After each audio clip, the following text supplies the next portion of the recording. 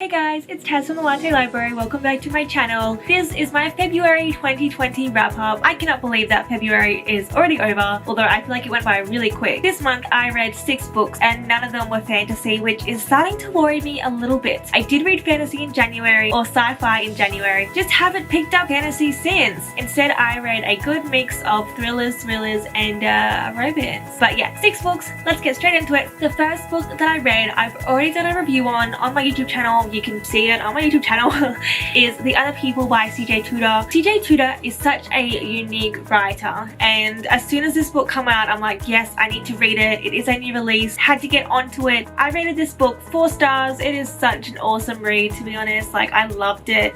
This book was definitely a thriller of sorts and was totally mind-blowing. Like, I can't even. Definitely recommend it. And yeah, the second read of February was An Anonymous Girl by Greer Hendricks. Okay, so all I'm going to say is that I rated this book 5 stars and I will be uploading a review on this book in the near future because it was incredible. I adored this book. I was like on the edge of my seat the entire time reading this. Like, anytime I had to stop reading, I was like, freak.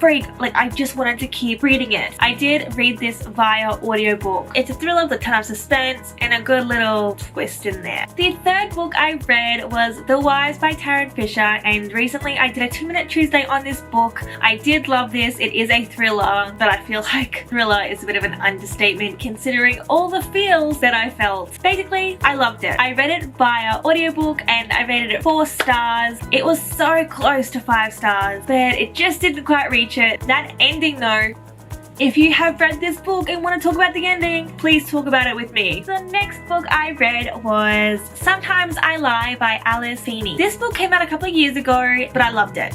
If you love psychological thrillers, this is for you. There are some confronting scenes in this novel, so be wary, but frig, honestly, good, great, amazing. I just cannot recommend it enough, honestly. You don't know like who to trust and what everyone's motives are, and it's just crazy. I rated this book 3 stars. I feel like just because I rated it 3 stars doesn't mean that it wasn't good, because it definitely was. I feel like there are definitely people out there who would rate this book 5 stars because it's just like, it's great, like amazing, incredible for the right person. But I mean, the ending left me speechless. I was left like thinking about this book after I read it, especially with the ending. But yeah, definitely give it a read. The next book I read was a little bit different. I actually have a copy of it. So The Recovery of Rose by Stephanie Roble. Wow. I was given this book as part of the Read the Book tours that they do on Instagram. They were like looking for interest in this book, and I just knew that I needed to read this. It sounded amazing. I will be doing a review on this book when it's my turn in the book tour schedule, but ultimately I rated this book 4 stars. This book comes out on the 5th of March. I wouldn't actually know how to like define the genre so much. It was so different and unique and nothing like I've ever read before. And finally, the last book I read for the month was a romance. I really needed to read a romance, and I saw this on Audible. It just came up like as a recommendation because I have read from this author before.